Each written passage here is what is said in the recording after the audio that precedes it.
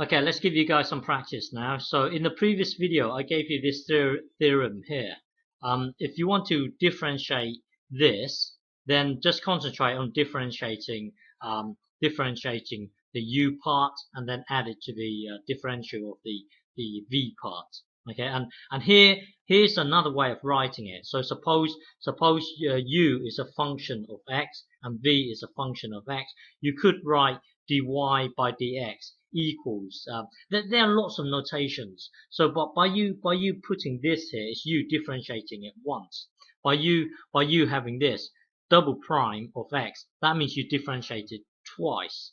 Okay, so there are lots of ways of writing it. You could just say suppose y equals u plus v, but if you were to write it like this, you see, if you write it like u bracket, you see, if you write it like this, people will immediately know that the u is a function of x. It means that u is going to do something to the x. But then if you were just to write it like this, you have to explicitly say that u is a function of x, so that everyone knows that u is a function. U is going to do something to the x. Whereas this one here, if you just write it like this, then people will immediately know that this here is a function of x. Whereas if you choose to write it like this, then you have to explicitly say that, oh, by the way, this is a function of x, and oh, by the way, this is also a function of x. Blah blah blah. So so once all parties know that this is a function of x, then you can just say this: y prime equals this u prime plus v prime. Well, my point is that there are lots of different ways of writing it. Okay, so anyway, so the first question here, if y equals this thing here, find dy by dx. Okay, so press pause and have a go.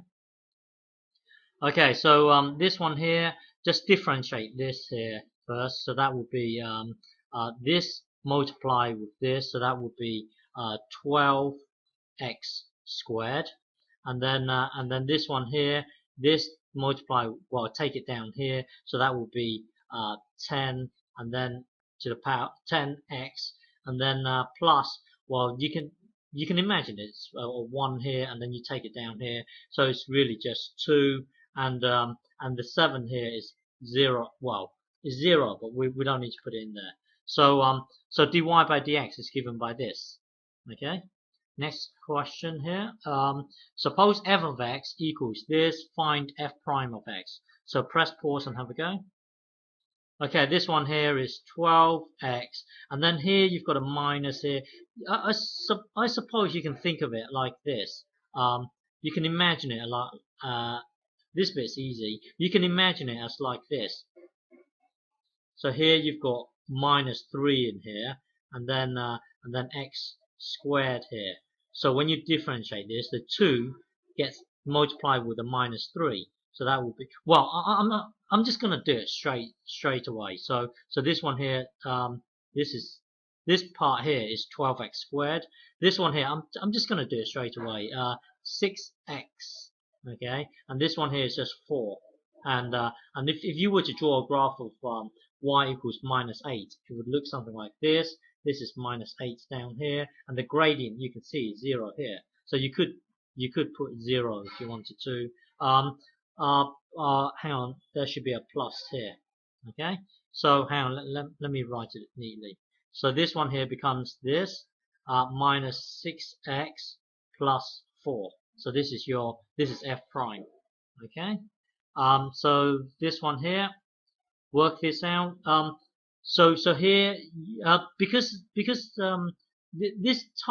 notation here, you can just write the answer straight away. You don't need to write d whatever. Well, you can just write the answer here because of this style of notation here. Okay.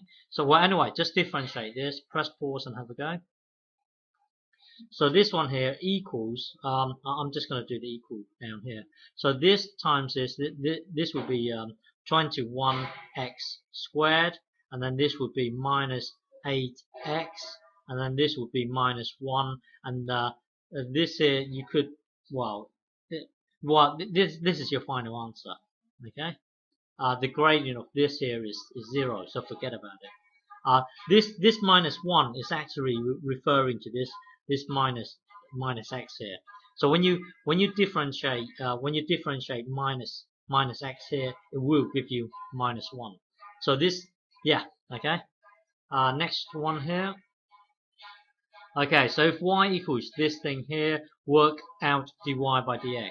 I'll put a fraction in here just to confuse you here. So, well, develop your own technique. So press pause and have a go. Okay, so basically, it's going to be this 5 multiplying with this fraction here, and then the 5, then you have to get 5 minus 1. Well, anyway, this thing, you can imagine it as like this. And then I'm going to take the 5 down here, and then you're going to have x to the power 4. Okay, and then differentiate this here. This will be 8 8x, yeah, and then here you've got this timesing a fraction, so it gets multiplied to the top. So it's going to be 15 over 7 x to the power 4 plus 8x. But when you come to do this, just do in one go. So this will be it's going to be this times this here. Just do in one go. So it's going to be 15 over 7 x to the power 4, and then plus 8x. So this is your dy by dx. Okay.